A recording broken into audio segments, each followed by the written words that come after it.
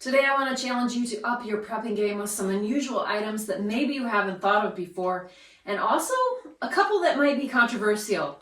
Let's dig in. If you've got a baby in the house and something goes south, they're going to be the first thing you're going to want to take care of. Now, I've been through the stores recently. I've seen a lot of empty shelves. They're still there. So make sure you've got plenty of diapers on hand. Make sure you've got formula. I would get at least 3-4 months of formula. Stuff's only good for about a year, so you don't want to really stockpile too much. Have baby food, and you might even want to invest in some cloth diapers. You might need them. These little kits right here are so handy. They're basically greenhouse kits. So you've got the pellets already in there. This comes with a little clear dome and a tray. And you could get a couple of these with some seed starting mix. Get yourself some new heirloom vegetable seeds. And that way you can have an in-house system for starting some seeds. Could be it's not the right time of year for growing. Could be the soil is contaminated, whatever. You've got sort of like an in-house system for growing some seeds. Super important. Next thing is, are you ready to cook on anything other than a man-made fuel? That means having enough charcoal on hand, having a charcoal grill, and also maybe a couple alternative sources for cooking. This is a rocket stove, so you just feed in sticks this way and it'll torch out a nice strong flame out the top. This is a Camp Mate twig stove. It folds down into this handy little pouch, which is just lays flat. And again, put twigs in here and you've got a little stove. So think about alternative methods for cooking. I was in Walmart and they have a little small charcoal grill that's in a box, and it just looks like a really handy size to have and just put in with your prepping gear, so you always have a little grill. And I'll put the links to these two in the description below. Okay, here's another one. Have you thought about any personal soaps or shampoos or deodorants? Good thing to have an extra supply of those on hand. It makes such a big difference in your well-being. You may or may not know that Dave and I, my husband, were on season 4 of Alone. I was also on season 5. You get to choose 10 things to take into the wilderness. You have to think really carefully about what is going to matter out there. What's going to help you stay out there the longest? For us, soap was a big deal. We actually chose a shampoo and body bar soap to take with us as one of our 10 items into the wilderness to survive. Because in our experience, when you're out at fish camp or you're out in the woods, adventuring, doing whatever for an extended amount of time, being able to get clean, like mentally, takes you back to day one. It is such a mind trick. Like, you can just feel so much better by being able to get cleaned up. So don't forget about your soaps. They're a really big deal. It's really good for your well-being and your mental health too. Right, we've got your personal soaps taken care of, but what about your household cleaners? You're definitely gonna need extra supply of those, including laundry detergent, bleach, vinegar, disinfecting wipes. Now, I prefer more of the natural products. That's up to you, but you're gonna want an extra supply of these type of things too. All right, this one's just for the ladies, but do you have an extra supply of feminine products? These are gonna be very much needed if you can't have them, so make sure you've got an extra supply. How about some kind of lights when you don't have electricity for security? These solar-powered outdoor lights are motion activated, and these things are just awesome.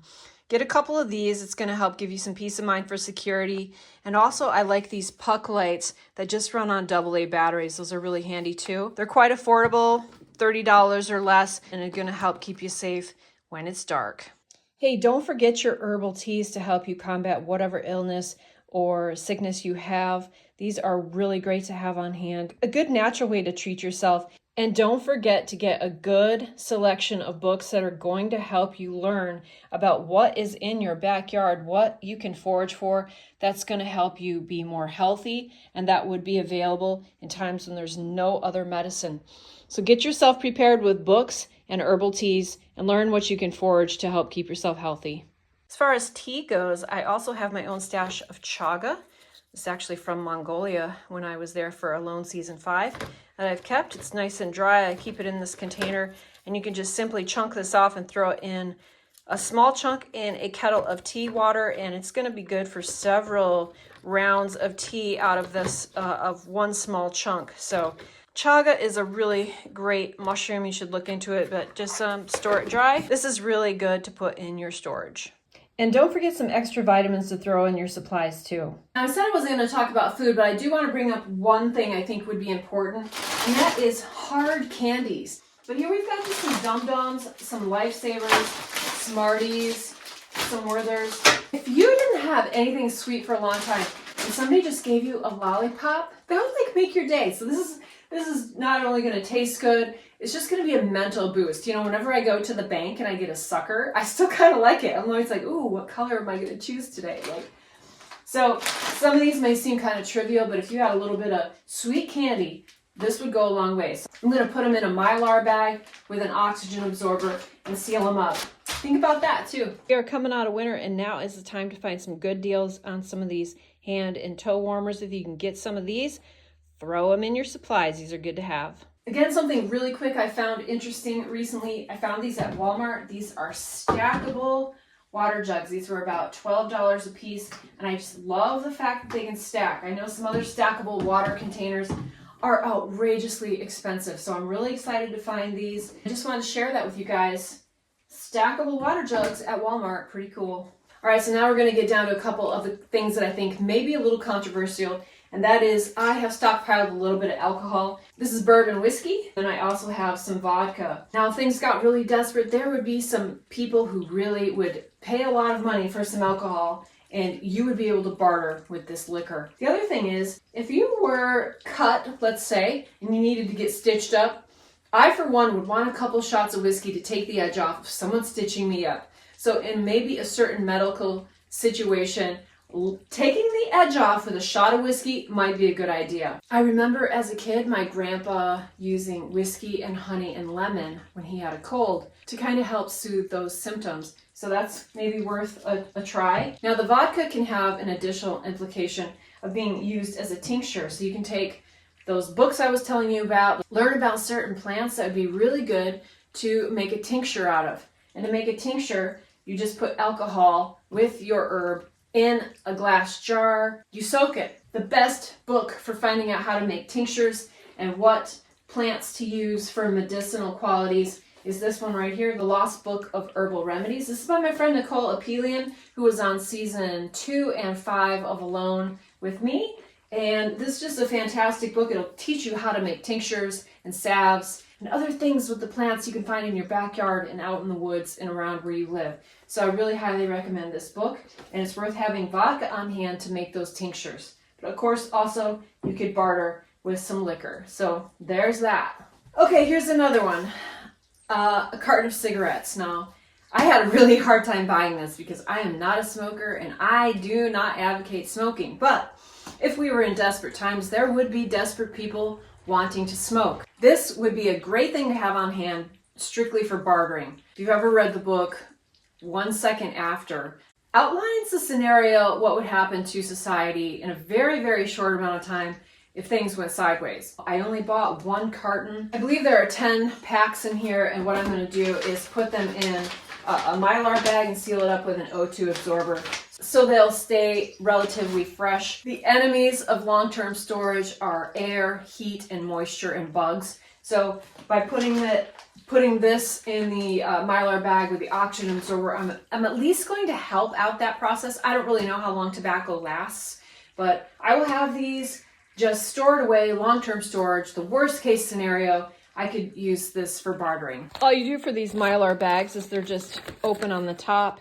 You find the appropriately sized O2 absorber, stick it in the bag, stick your product in here, and then suck out the air and seal up the bag. The oxygen absorber will naturally take some of the extra air out of the bag and kind of seal it up, but it will protect it from the stuff that'll make everything go bad. So that's what you need. All right, here's the last thing I want to talk about, and that is silver coins. Now, these are just generic rounds. These are 1 ounce of pure silver. Now, there is a lot to know about buying silver or gold or precious metals, so I encourage you to do your homework.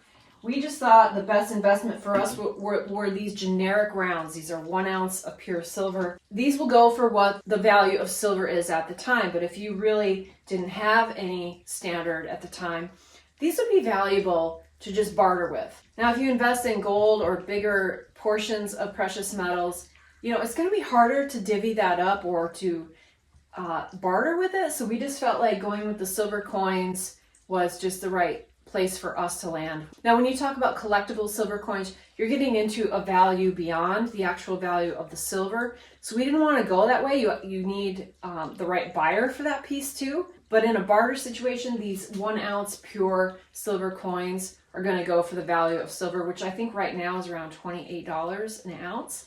So on the market, like if you were trading, that's about what it would be right now. But we just love these silver coins. All right, leave your comments below. Let me know if any of this surprised you or if you have some better ideas. It's always great to learn from the comment section. And if you like this video, you're gonna love this one or this one. Thanks for watching. This is Girl in the Woods. She gone. Oh, don't forget to get outside and get happy.